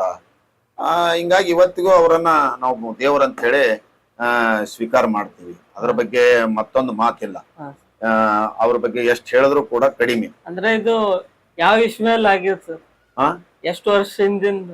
1992ರಲ್ಲಿ ನನ್ನ ಡ್ರೈವಿಂಗ್ ಫೀಲ್ಡ್ ಪ್ರಾರಂಭ ಆಗಿದೆ. 1992-93ರಲ್ಲಿ ವಾಹನ ಚಾಲನೆ. ಈಗ 2025 ಸುಮಾರು 34 ವರ್ಷದ ಸಂಬಂಧ ಕೆಲವೊಂದು ಖಾಸಗಿಯಾಗಿ ಈಗ ಸರ್ಕಾರಿ ಸೇವೆ ಆರೋಗ್ಯ ಇಲಾಖೆಯಲ್ಲಿ ನಾನು ಕೆಲಸ ಮಾಡ್ತಾ ಇದ್ದೀನಿ. ನಡೆದು ಈ ಖಾಸಗಿಗೂ ಗೌರ್ಮೆಂಟ್ಗೂ ಏನ್ ಡಿಫ್ರೆನ್ಸ್? ಖಾಸಗಿಗೂ ಮತ್ತು ಗೌರ್ಮೆಂಟ್ಗೂ ಬಹಳ ವ್ಯತ್ಯಾಸ. ಈಗ ಗೌರ್ಮೆಂಟ್ ಅಂದಾಗ ನಾನು ಸ್ವತಂತ್ರನಾದೆ, ಖಾಸಗಿ ಅಂದಾಗ ಒಬ್ಬ ಸಾಹುಕಾರನ ಹತ್ರ ದುಡಿಬೇಕು. ಆ ಕೊಟ್ಟಿರ್ತಕ್ಕಂತ ಇಲ್ಲಿ ಪ್ರತಿಯೊಂದು ಸರ್ಕಾರದ ಸೌಲಭ್ಯಗಳು ಸಿಗೋದು ಸಹ. ಪ್ರತಿಯೊಬ್ಬ ಇತ್ತೀಚಿನ ದಿನಗಳಲ್ಲಿ ಎಲ್ಲರೂ ಗೌರ್ಮೆಂಟ್ ಸರ್ವೆಂಟ್ ಆಗ್ಬೇಕೆ ಅಂತಾರೆ, ಆದ್ರೆ ಎಲ್ಲರಿಗೂ ಗೌರ್ಮೆಂಟ್ ಸರ್ವೆಂಟ್ ಆಗಲ್ಲ. ಅವ್ರವರ ಏನೋ ಒಂದು ದೈವ ಶಕ್ತಿ ಅನ್ನಬೇಕು, ಜೊತೆಯಲ್ಲಿ ಅವ್ರು ಮಾಡಿರ್ತಕ್ಕಂತ ಅಧ್ಯಯನ ಅನ್ನಬೇಕು. ನಮ್ಮ ವಾಹನ ಚಾಲನೆ ಆ ಸಂದರ್ಭದಲ್ಲಿ ಮಾನ್ಯ ಮರಕರಡಿ ಸಚಿವರಿಂದ ಒಂದಿಟ್ಟು ಆಶೀರ್ವಾದ ಆಗಿರುವುದರಿಂದ ನಾನು ಇವತ್ತು ಆ ಕ್ಷೇತ್ರಕ್ಕೆ ಬಂದಿದ್ದೇನೆ. ಇವಾಗ ನೀವು ಈ ಹಾಸ್ಯ ಕಲಾವಿದ ಯಾವಾಗ ಆದ್ರಿ? ಅಂದ್ರೆ ಯಾರಿಂದ ನೋಡ್ ಕಲ್ತಿದ್ದ ಮತ್ತೆ ಈ ನಾನು ಒಂದಿಟ್ಟು ಸಂಗೀತ ಕಲಾವಿದ ಆಗ್ಬೇಕಂದೆ. ನನ್ನ ಧ್ವನಿ ಸರಿ ಇಲ್ಲ. ಅಲ್ಲಿ ಕೆಲವೊಬ್ಬರ ಸಂಗೀತ ಕಲಾವಿದರ ಬಳಿ ಹೋಗಿ ಕಲ್ತಾಗ ಸ್ವರ ಅಷ್ಟು ಬರಲಿಲ್ಲ. ಮತ್ತ ಬೇರೆ ಬೇರೆ ಯಾವುದೇ ಕ್ಷೇತ್ರಕ್ಕೆ ಹೋಗ್ಬೇಕಂದ್ರೂ ಅಷ್ಟು ನನಗೆ ಆಗಲಿಲ್ಲ. ಕೊನೆಗೆ ನಮ್ಮ ಭಾಗದಲ್ಲಿ ಹಿರಿಯ ಜಾನಪದ ಬಹಳ ಮಾರ್ಮಿಕವಾಗಿರ್ತಕ್ಕಂಥ ಜ್ಞಾನಿ ಅಮೃತೇಶ್ ಮಾಸ್ತರ್ ಕಲಿಶೆಟ್ಟಿ ಅಂತೇಳಿ ನಮ್ಮ ಗುರುಗಳು, ಚಿತ್ತಾಪುರ ತಾಲೂಕಿನ ಪೇಟ್ಸಿರದವರು, ಈಗ ಶಾಬಾದ್ಗೆ ಬಂದಿರಬಹುದು. ಬಹಳ ಅದ್ಭುತವಾದ ಮಾತನ್ನ ಆಡ್ತಕ್ಕಂಥ ಒಬ್ಬ ಕವಿ. ಆಮೇಲೆ ಅವ್ರ ಎಲ್ಲ ಭಾಷೆಗಳನ್ನ ಬಳಕೆ ಮಾಡ್ಕೊಂಡು ಮಾತನಾಡ್ತಕ್ಕಂಥ ಶಕ್ತಿ ಅವರಲ್ಲಿ. ಆಮೇಲೆ ಗ್ರಾಮೀಣ ಪ್ರದೇಶದಲ್ಲಿ ಹೆಚ್ಚಿಗೆ ಕಾರ್ಯಕ್ರಮ ಕೊಡ್ತಿದ್ರು ಅವರು, ಮಠಗಳಲ್ಲಿ, ಹಳ್ಳಿ ಜನರ ಮಧ್ಯೆ, ಸರ್ಕಾರದ ಕೆಲವೊಂದು ನಮ್ಮ ಆರೋಗ್ಯ ಇಲಾಖೆ ಕಾರ್ಯಕ್ರಮಗಳು. ಗ್ರಾಮೀಣ ಪ್ರದೇಶದ ಜನರಿಗೆ ಅವ್ರ ಮನಸ್ಸಿಗೆ ನೇರವಾಗಿ ಮುಟ್ಟಬೇಕು, ಅದು ತಿಳಿ ಹಾಸ್ಯದಲ್ಲಿ ಇರ್ಬೇಕಂತೇಳಿ ಸ್ವಂತ ಸಾಹಿತ್ಯ ಕಟ್ತಿದ್ರು. ಈಗ ಹಳ್ಳಿಯ ಕೆಲವರು ನೋಡ್ರಿ ತಾಯಿ ತಂದೆ ವಜ್ಜಾಗಿರ್ತಾವ, ಏಟ್ ಹೇಳಿದ್ರು ದುಡಿಯಲ್ಲ, ಬರೀ ಅಹಂಕಾರದಿಂದ ನಡೀತಾವ. ಅವ್ರಿಗೆ ಇವರದೇ ಆದ ಸಿನಿಮಾ ಶೈಲಿಯಲ್ಲಿ ಹೆಂಗ್ ಬರೀತಾರ ಸಾಹಿತ್ಯ ಅಂದ್ರೆ, ಲೇ ಲೇ ನಿಮ್ಮಪ್ಪನ ಮಗನೇ, ಲೇ ಲೇ ನಿಮ್ಮವ್ವನ ಮಗನೇ, ಏಕಾಗಿ ಮಾರ್ಯವನೇ, ಏಗೂಗಿ ಮಾರ್ಯವನೇ, ತಾಯಿ ತಂದೆ ಋಣದಾಗಿದ್ದ ತಗಣಿ ಮಾರ್ಯವನೇ, ತಾಯಿಯ ಮೊದಲು ಗುರು ಎಂದು ಬಲ್ಲವರು ಹೇಳ್ತಾರೋ, ತಂದೆ ದೇವರನ್ನೋ ಮಾತು ಎಲ್ಲರೂ ಸಾರ್ತಾರೋ, ಜನ್ಮ ಕೊಟ್ಟ ತಾಯಿ ತಂದೆಗೆ ಮರೆತು ಕುಂತಿದ್ಯೋ, ಉನ್ಮತ್ತನಾಗಿ ಹೆಂಡತಿ ಮಾತಿಗೆ ಜ್ವಲ್ ಸುರಿಸಿದ್ಯೋ, ಯಾವ ಮುಹೂರ್ತದಾಗ ಹುಟ್ಟಿದಿ ಹೋತಿನ ಮಾರ್ಯವನೇ, ಹರಕಿ ಮಾಡಿ ಹಡದಾರಲ್ಲ ಕೋತಿ ಮಾರ್ಯವನೇ, ತಾಯಿ ತಂದೆ ಸೇವೆ ಮಾಡೋ ತಗಣಿ ಮಾರ್ಯವನೇ. ನೋಡ್ರಿ ಅದ್ರ ಒಳಗಡೆ ಸಾಹಿತ್ಯ ಎಷ್ಟು ಅರ್ಥ ಅದ ಅಂದ್ರೆ, ಹುಟ್ಟಿ ಬಂದಿರ್ತಕ್ಕಂಥವ್ರು ನಾವು ತಾಯಿ ತಂದೆಗೆ, ಈ ಭೂಮಿಗೆ, ಸಮಾಜಕ್ಕೆ ಏನಾದ್ರೂ ನಿನ್ನ ಋಣ ತೀರ್ಸ್ಲಿಕ್ಕೆ ಅದು ಪೂರ್ಣ ಆಗೋದಿಲ್ಲ, ಎತ್ತಾದ್ರೂ ಸೇವೆ ಮಾಡಿ ಹೋಗಂತೇಳಿ ತನ್ನ ಸಾಹಿತ್ಯದಲ್ಲಿ ಇಂಥ ಮುಂದಂಗೆ ಬರ್ತಾ ಬರ್ತಾ ಪ್ರಸಿದ್ಧಿಯನ್ನು ಪಡೆದಿರ್ತಕ್ಕಂಥ ಪ್ರಾಣೇಶ್ ಗುರು ಟಿವಿಯಲ್ಲಿ, ಆಗಿನ ಚಂದನ ಟಿವಿಯಲ್ಲಿ ಅವರನ್ನು ಪರಿಚಯ ಆಗ್ಬೇಕಂತ ಹೇಳಿ ಕಲಬುರಗಿ NV ಗ್ರೌಂಡ್ಗೆ ಬಂದಾಗ ಅವರನ್ನು ಪರಿಚಯ ಮಾಡಿಕೊಂಡು, ಹಂಗೆ ನಾನು ಸರ್ ಒಂದಿಷ್ಟು ಅಲ್ಲಿ ಮಾತಾಡ್ತೀನಿ ಅಂತ ಹೇಳಿ ಇವತ್ತು ಅವರು ನಮ್ಮನ್ನ ಅಲ್ಲಿ ಮಹಾಮನಿಯವರು, ನರಸಿಂಹ ಜೋಶಿ ಅವರು, ಇಂದುಮತಿ ಸಾಲಿಮಠ್ ಮೇಡಮ್ ಅವರು, ನಾವೆಲ್ಲರ ಕೂಡಿ ಈ ನಮ್ಮ ಭಾಗದಲ್ಲಿ ಕೂಡ ಬಹಳ ಜನ ಇತ್ತೀಚಿನ ದಿನಗಳಲ್ಲಿ ಬಹಳ ಅರ್ಥಗರ್ಭಿತವಾಗಿ ವೈಚಾರಿಕತೆಯಿಂದ ನಮ್ಮ ಜಾನಪದ ಸೊಗಡನ್ನು ತೆಗೆದುಕೊಂಡು ಮಾತನಾಡ್ತಕ್ಕಂಥ ಕಲಾವಿದರು ನನಗಿತ್ತಲೂ ಭಾರಿ ಮಾತಾಡೋರು ಅದಾರ, ಇಲ್ಲ ಅಂತಿಲ್ಲ. ನಿಜವಾಗ್ಲೂ ಅವ್ರು ಇತ್ತೀಚಿನ ದಿನಗಳಲ್ಲೇ ಬಂದಾರ್ರಿ, ಅಂದ್ರೂ ಕೂಡ ಅಪಾರವರ ಅಧ್ಯಯನ ಮಾಡಿ ಅವ್ರು ಮಾತನಾಡ್ತಕ್ಕಂಥ ಶಕ್ತಿ ಪಡೆದಾರ, ಇಲ್ಲ ಅಂತಿಲ್ಲ. ನಿಜವಾಗ್ಲೂ ಅವ್ರಿಗೆ ಎಷ್ಟು ಅಭಿನಂದನೆ ಹೇಳಿದ್ರು ಕೂಡ ಕಡಿಮೆ. ಹಿಂಗ ಏನಾದ್ರು ಮಾಡ್ಬೇಕನ್ನ ಮನೋಭಾವನೆ ಬರ್ಬೇಕು ಎಲ್ರ ಮೇಲೆ. ನಿಮಗ ಪ್ರಾಣೇಶ್ ಸರ್ ಏನ್ರಿ ಟಿಪ್ಸ್ ಕೊಟ್ಟಾರ ಏನ್ರಿ? ಅಂದ್ರೆ ಸ್ಟೇಜ್ ಮ್ಯಾಗ ಹೋದ್ಮ್ಯಾಗ ಯಾವ ತರ ಇರ್ಬೇಕು, ಅಂದ್ರೆ ಸ್ಪೀಚ್ ನಿಮ್ದು ಹಿಂಗಿರ್ಬೇಕು, ವಾಯ್ಸ್ ಗಟ್ಟಿ ಇರ್ಬೇಕು? ಹೌದೌದೌದು. ಬಹಳ ಈಗ ಕೇವಲ ಹಾಸ್ಯ ಅನ್ನೋದು ಅದು 4 ಜನರಿಗೆ ಸೀಮಿತ ಆಗೋದಿಲ್ಲ. ಒಂದು ವೇದಿಕೆ ಮೇಲೆ ನಿಂತು ಮಾತಾಡೋ ಸಂದರ್ಭದಾಗ ಏನೇನೋ ಅಶ್ಲೀಲದ ಹಾಸ್ಯಗಳು ಹೇಳೋದು, ಒಬ್ಬರ ಮನುಷ್ಯನ ಮೇಲೆ ಪರಿಣಾಮ ಬೀರ್ತಕ್ಕಂಥದ್ದು ಮಾತಾಡೋದು, ಅದರ ಆ ಮಾತೇನ್ ಆಡ್ತೀವಲ್ಲ ಅದ್ರೊಳಗೆ ಸಂದೇಶ ಇರ್ಬೇಕು, ಸಮಾಜಕ್ಕೊಂದು ಮೆಸೇಜ್ ಹೋಗ್ಬೇಕು. ಅದ್ರೊಳಗೆ ಏನಾದ್ರೂ ಈ ದೇಶಕ್ಕಾಗಿ ಈ ನಾಡಿಗಾಗಿ ದುಡ್ದಿರ್ತಕ್ಕಂಥವ್ರ ಬಗ್ಗೆ ಸ್ಮರಣೆ ಮಾಡ್ತಕ್ಕಂಥದ್ದು ಇರ್ಬೇಕು. ಭಾರತ ದೇಶದ ಬಗ್ಗೆ, ಕನ್ನಡ ನಾಡಿನ ಬಗ್ಗೆ, ಕನ್ನಡ ಭಾಷೆಯ ಬಗ್ಗೆ ಹಿಂಗೆಲ್ಲ ಮಾತನಾಡ್ಬೇಕು. ಬರೇ ಒಂದ್ 4 ಜೋಕ್ಸ್ ಹೇಳಿದ್ರ ಜನರ ಸ್ವೀಕಾರ ಮಾಡೋದಿಲ್ಲ ಅಂತೇಳಿ ನನಗ ಅವಾಗ ಹೇಳ್ತಾ ಇರ್ತಿದ್ವಿ. ಈಗೇನ್ ನಾವ್ ಇನ್ನೂ ಏನು ಪೂರ್ಣ ಆಗಿವಂತಲ್ಲ. ಸಾಹಿತ್ಯ ಸಾಂಸ್ಕೃತಿಕವಾಗಿ ಈ ಅಧ್ಯಯನದ ಪ್ರಕಾರ ಯಾರೂ ಪೂರ್ಣ ಆಗ್ಲಿಕ್ಕೆ ಸಾಧ್ಯ ಇಲ್ಲ. ಸುಮ್ಮನೆ ಏನೋ ಸರ್ ಹೇಳಿದ್ದಕ್ಕಾಗಿ ಸ್ವಲ್ಪ ಜರ ಈಗೇನೋ ಸ್ವಲ್ಪ 4 ಅಕ್ಷರವನ್ನ ಓದಲಿಕ್ಕೆ ಪ್ರಯತ್ನ ಪಟ್ಟಿವಿ ಅಷ್ಟೇ. ಇಲ್ಲ, ತುಂಬಾ ಚೆನ್ನಾಗಿ ಹಾಸ್ಯ ಮಾಡ್ತೀರಾ ಸರ್ ನೀವು ಕೂಡ. ಯಾಕಂದ್ರೆ ಈ ನಮ್ಮ ಭಾಗ ಏನದಲ್ರಿ ಉತ್ತರ ಕರ್ನಾಟಕ ಸ್ವಲ್ಪ ಗ್ರಾಮೀಣ ಪ್ರದೇಶದಿಂದ ಕೂಡಿರ್ತಕ್ಕಂಥ. ಈಗ ನಮ್ಮ ಆಡೋ ಭಾಷೆನಲ್ಲಿ ಮಾತಾಡಿದಾಗ ಜನ ಬಹಳ ಸ್ವೀಕಾರ ಮಾಡ್ತಾರೆ. ಹೀಗಾಗಿ ಆಡೋ ಮಾತಿನಲ್ಲೇ ಮಾತಾಡೋದ್ರಿಂದ ಜನರಿಗೆ ರಂಜನೆ ಮಾಡ್ದಂಗಾಯ್ತು. ಜೊತೆಯಲ್ಲಿ ಒಂದಿಷ್ಟು ಏನಾದ್ರು ಸಂದೇಶ. ಈ ವೇದಿಕೆ ಮೇಲೆ ಮಾತನಾಡ್ತಕ್ಕಂಥ ಮನುಷ್ಯನಲ್ಲಿಯೂ ಕೂಡ ಒಂದು ನೈತಿಕತೆ ಇರ್ಬೇಕ್ರಿ. ನಾವು 4 ಜನರಿಗೆ ಏನಾದ್ರು ಹೇಳುವಾಗ ನಮ್ಮಲ್ಲಿ ಎಲ್ಲರೂ ತಪ್ಪು ಮಾಡೋದು ಸಹಜ. ಆದ್ರೂ ಕೂಡ ಇದ್ದಷ್ಟರದಲ್ಲೇ ತಿದ್ದುಕೊಂಡು ಸಮಾಜಕ್ಕೆ, ಅದಕ್ಕೆ 12ನೇ ಶತಮಾನದ ಶರಣರನ್ನು ಇವತ್ತಿಗೆ ನಾವ್ ಯಾಕೆ ನೆನೆಸ್ಕೋತೀವಿ? ಕಸ ಹುಡುಕ್ತಕ್ಕಂಥ ಸತ್ಯಕ್ ತನ್ನ ಕಾಯಕದ ಒಳಗೆ ಎಷ್ಟು ಶ್ರದ್ಧೆ ಆಗಿರ್ತಿದ್ರು ಅಂತಂದ್ರ, ಕಸ ಹುಡುಗಾವತಿ ಮೊದಲಾಗೆ ಬಂಗಾರ ಬಿದ್ದಿತ್ತು. ಇರ್ತಾರ ನೋಡ್ರಿ ಮಂದಿ ಆಸೆ ಪಡ್ತಕ್ಕಂಥ ಜನ, ಎಲ್ಲಿ ಹೋದ್ರು ಇದ್ದಿದ್ದೆ. ಬಂಗಾರ ಬಿದ್ದದ ನೋಡು ಸತ್ಯಕ್ಕ, ಬಂಗಾರ. ಅವಾಗ ಸತ್ಯಕ್ಕ ಹೇಳುವ ಮಾತು, ನನಗೆ ಸಂಬಂಧವಿಲ್ಲದ ವಸ್ತು ಅದು ಕಸಕ್ಕೆ ಸಮಾನ. ನನಗೆ ಸಂಬಂಧವಿಲ್ಲದ ವಸ್ತು ಅದು ಕಸಕ್ಕೆ ಸಮಾನ. ಏನ್ ಸರ್ ಇದು ಮಾತು? ಅವಾಗಿಂದು ಮಂದಿ ಭಾರಿ ಒಳ್ಳೆ ಮನ್ಸಿರೋರು, ಬಟ್ ಈಗನು ಆ ತರನು ಇದಾರೆ, ಇಲ್ಲ ಅಂತಲ್ಲ ಸರ್. ಇದು ಸೂರ್ಯಚಂದ್ರ ಇರೋವರೆಗೂ ಎಲ್ಲೋ ಇರ್ತಾರೆ, ಇರೋದಿಲ್ಲ ಅಂತಿಲ್ಲ.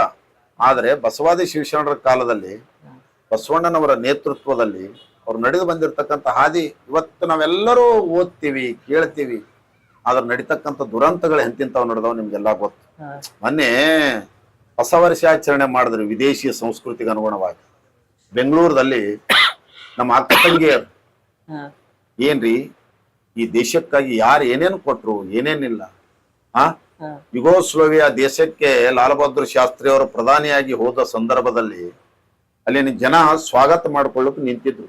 ಭಾರತ ದೇಶದ ಪ್ರಧಾನಿ ಅವಾಗ ಜೊತೆಯಲ್ಲಿ ಲಲಿತಾ ಶಾಸ್ತ್ರಿ ಅವರು ಹೋಗಿದ್ರು. ಹೋದಾಗ ಅಲ್ಲೆಲ್ಲ ನೋಡ್ತಿದ್ರು ಎಲ್ಲಿ ಅದರ ಪ್ರಧಾನಿಯವರ ಶ್ರೀಮತಿ ಅಂತ ಹೇಳಿ.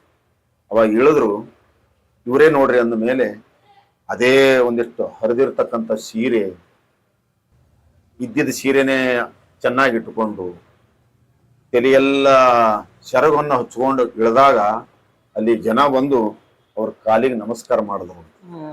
ಎಂಥ ನಿಮ್ದು ಸಂಸ್ಕೃತಿ! ಫಾರಿನರ್ಸ್ ಸಂಸ್ಕೃತಿಯಲ್ಲಿ, ಭಾರತ ದೇಶದ ಸಂಸ್ಕೃತಿಯಲ್ಲಿ ಒಬ್ಬ ಪ್ರಧಾನಿ ಹೆಂಡತಿರಿ, ಪ್ರಧಾನಮಂತ್ರಿ ಹೆಂಡತಿ. ಯಾವಾಗ ನಾವು ಸಣ್ಣವರಿದ್ದಾಗ ಇನ್ನೂ ನಿಮ್ಮೂರಲ್ಲೇ ಹೋದ, ಇನ್ನೂ ನಮ್ಮೂರಲ್ಲೇ ಹೋದಾರಿ, ಒಂದು ಸೀರೆ ತಂದು ಕೊಟ್ರ ನಮ್ಮ ಅವ್ಗಂದ್ರ ಆಕಿ ಎಂದೂ ಉಟ್ಕೊಳ್ತಿದ್ಲಿ.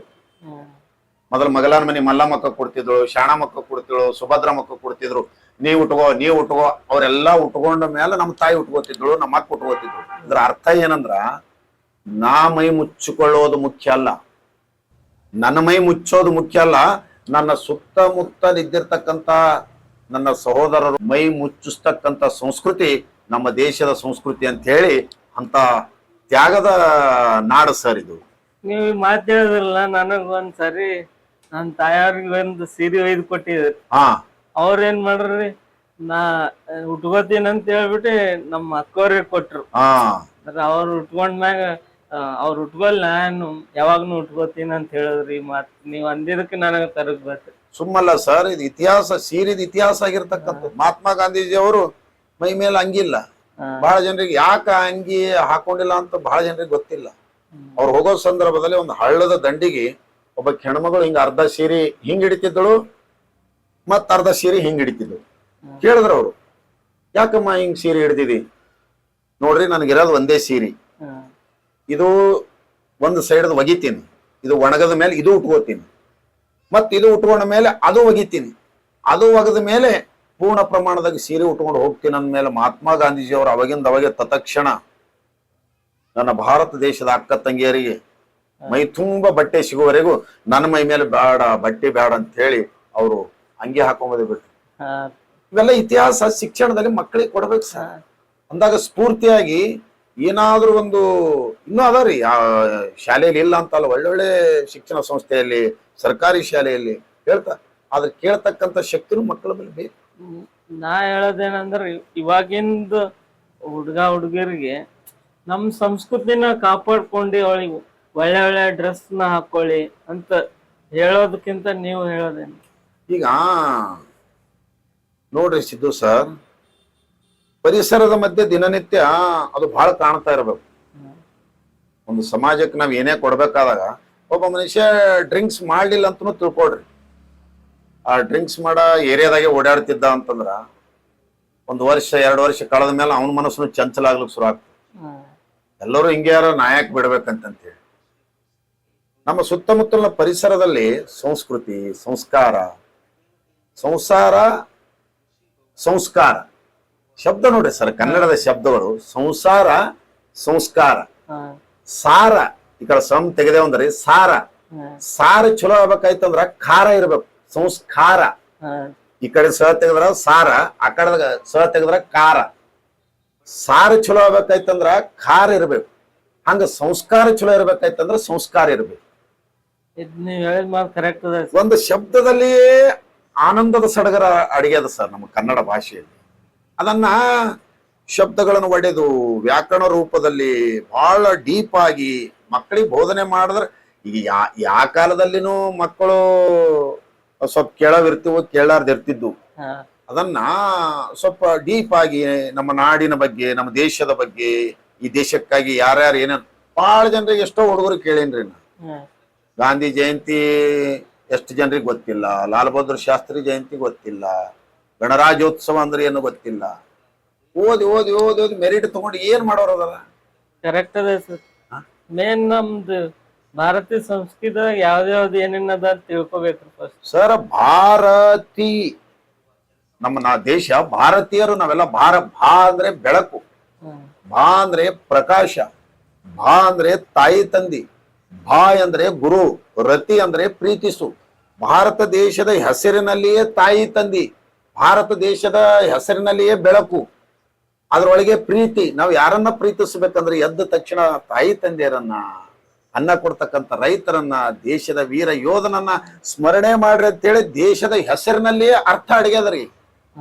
ಈ ಅರ್ಥ ಯಾರಿ ನೀವು ಗೂಗಲ್ದಲ್ಲಿ ಸರ್ಚ್ ಮಾಡಿ ನೋಡ್ರಿ ಸರ್. ದೇಶದ ವಿಶ್ವದಲ್ಲಿ ಎಷ್ಟು ಹೆಸರುಗಳವ, ಎಷ್ಟು ರಾಷ್ಟ್ರಗಳವ ನೋಡ್ರಿ. ಎಲ್ಲ ರಾಷ್ಟ್ರಗಳು ಹುಟ್ಟಿದ ದಿನಾಂಕಗಳದಾವ. ಭಾರತ ದೇಶದ ಹುಟ್ಟಿದ ದಿನಾಂಕ ಇಲ್ಲ. ನೀವು ಬೇಕಾದ್ರೆ ಗೂಗಲ್ದಲ್ಲಿ ನೀವು ಕೂಡ ಬಹಳಷ್ಟು ಓದಿದಿರಿ, ನಿಮಗೂ ಗೊತ್ತಿರ್ಬೋದು, ನಾ ಇಲ್ಲ ಅಂತಿಲ್ಲ. ಎಲ್ಲ ದೇಶದ ಹುಟ್ಟಿದ ದಿನಾಂಕ ಅದಾವ್ರಿ, ಭಾರತ ದೇಶದ ಹುಟ್ಟಿದ ದಿನಾಂಕ ಇಲ್ಲ. ಇದರ ಅರ್ಥ ಏನಂದ್ರೆ, ಯಾವ ದೇಶಕ್ಕೆ ಹುಟ್ಟಿದ ದಿನಾಂಕ ಇರ್ತದೋ ಆ ದೇಶಕ್ಕೆ ಮರಣದ ದಿನಾಂಕವೂ ಕೂಡ ಇರ್ತದೆ. ಭಾರತ ದೇಶಕ್ಕೆ ಹುಟ್ಟಿದ ದಿನಾಂಕ ಇಲ್ಲ ಅಂದ್ರೆ ಭಾರತ ದೇಶಕ್ಕೆ ಮರಣದ ದಿನಾಂಕವೂ ಕೂಡ ಇಲ್ಲ. India INDIA. ಐ ಅಂದ್ರೆ ಐಡಿಯಲ್ ನೇಷನ್, ಎನ್ ಅಂದ್ರೆ ನೋಬಲ್ ನೇಷನ್, ಡಿ ಅಂದ್ರೆ ಡಿವೈನ್ ನೇಷನ್, ಐ ಅಂದ್ರೆ ಇಮಾರ್ಟಲ್ ನೇಷನ್, ಎ ಅಂದ್ರೆ ಆಲ್ಮೇಟಿ ನೇಷನ್. ಆದರ್ಶ ರಾಷ್ಟ್ರ, ಗೌರವಾನ್ವಿತವಾದ ರಾಷ್ಟ್ರ, ಅತ್ಯುನ್ನತವಾದ ರಾಷ್ಟ್ರ, ಅಂತಃಕರಣದ ರಾಷ್ಟ್ರ, ಸರ್ವ ಸಶಕ್ತವಾಗಿರ್ತಕ್ಕಂಥ ರಾಷ್ಟ್ರ ಜಗತ್ತಿನಲ್ಲಿ ಯಾವುದಾದ್ರೂ ಇದ್ರೆ ಅದು ಭಾರತ. ಇದೆಲ್ಲ ಹೆಸರಿನಾಗೆ ಸರ್. ಇದು ದಾನಪ್ಪ ಅಂತ ಹೆಸರು ಇಟ್ಕೊಂಡ ಅಂತ ಹೇಳಿರಿ. ಒಬ್ಬರಿಗೆ ಒಬ್ಬ 10 ರೂಪಾಯಿ ದಾನ ಮಾಡಿಲ್ಲ ಅಂದ್ರೆ ಹೆಸರು ಇಟ್ಕೊಂಡು ಏನ್ ಮಾಡ್ತಿರೋದು? ಶರಣಮ್ಮ, ಶರಣಪ್ಪ, ಶರಣಂತರ ಒಂದು ಸ್ವಲ್ಪ ಕೆಲಸ ಮಾಡ್ಲಿಲ್ಲ ಅಂತಂದ್ರೆ ಶಾಂತಮ್ಮ ಅಂತಾಳ ಅಂತ ಹೇಳಿರಿ. ಮುಂಜಾನೆ ಎದ್ದು ಸಾಯಂಕಾಲ ತನ ಒದರದಂದ್ರ ಹೆಸರು ಶಾಂತಾಬಾಯಿ. ಇಸ್ಮಾಯಿಲ್ ಅಂತ ಇರ್ತದ. ಹೊಟ್ಟೆ ನಗಲಿಲ್ಲ ಅಂದ್ರ ಹೆಸರು ತಗೊಂಡು ಇಸ್ಮಾಯಿಲ್ ಅದ. ಏನ್ ಮಾಡ್ಬೇಕು? ನೀವ್ ಮಾತಾಡೋಣ ಒಂದ್ ನೆನಪು ಮಾತಾಡ. ನಮ್ ದೋಸ್ತರ್ನಾಗ ಅವ್ರ ಯಾವಾಗ್ನು ಸೀರಿಯಸ್ ಇರ್ತಾರ್ರಿ ಎಲ್ಲಾ ದೋಸ್ತರು. ಮಿಥುನ, ದಿನೇಶ, ಮೋಲಾ, ಪ್ರಕಾಶ ಮತ್ತು ಸಿದ್ದರಾಮ ಅಂತ ಬಹಳ ಮಂದಿ ಅರ, ಜಗದೀಶ. ಅವ್ರ ಒಟ್ಟ ಮೊಬೈಲೇ ನೋಡ್ತಾ ಇರ್ತಾರ್ರಿ. ನಾ ಸುಮ್ ಯಾವ ನಗರ ಅನ್ನೋಣ ನಾ ಏನೋ ಒಂದ್ ಹೇಳಿದಕ್ಕೆ ಅವ್ರು ನಗ್ತಾರ್ರಿ. ಅವ್ರ ನನಗೆ ಏನಂತಾರ್ರಿ, ವಿಡಿಯೋ ಕಾಲ್ ಮಾಡಿ ನಗಸ್ ಅಂತಾರ್ರಿ.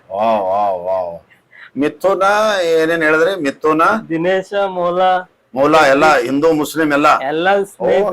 ಅದೇ ನನಗೆ ಯಾಕೆ ನೀ ಸ್ನೇಹ ಜೀವಿ ಅಂತ ಇಟ್ಟಿರಂತ ಈಗ ಗೊತ್ತಾಯ್ತು ನೋಡ್ರಿ. ಮೌಲಾ ಒಂದ್ ಕಡಿಯಾನ, ಮಿಥುನ್ ಒಂದ್ ಕಡಿಯಾನ, ನಾವೆಲ್ಲ ಹೆಂಗಿದ್ದೀವ್ರಿ ಸರ್ ಭಾವೈಕ್ಯತೆಯಿಂದ. ಹಿಂದೂ छोड़ता है जुट्टू, मुसलमान छोड़ता है दाढ़ी, जुट्टू दाढ़ी अलग है, दोनों को बाल एक है. हिंदू खाता है खिचड़ी, मुसलमान खाता है बिरयानी, खिचड़ी बिरयानी अलग है, दोनों को चावल एक है.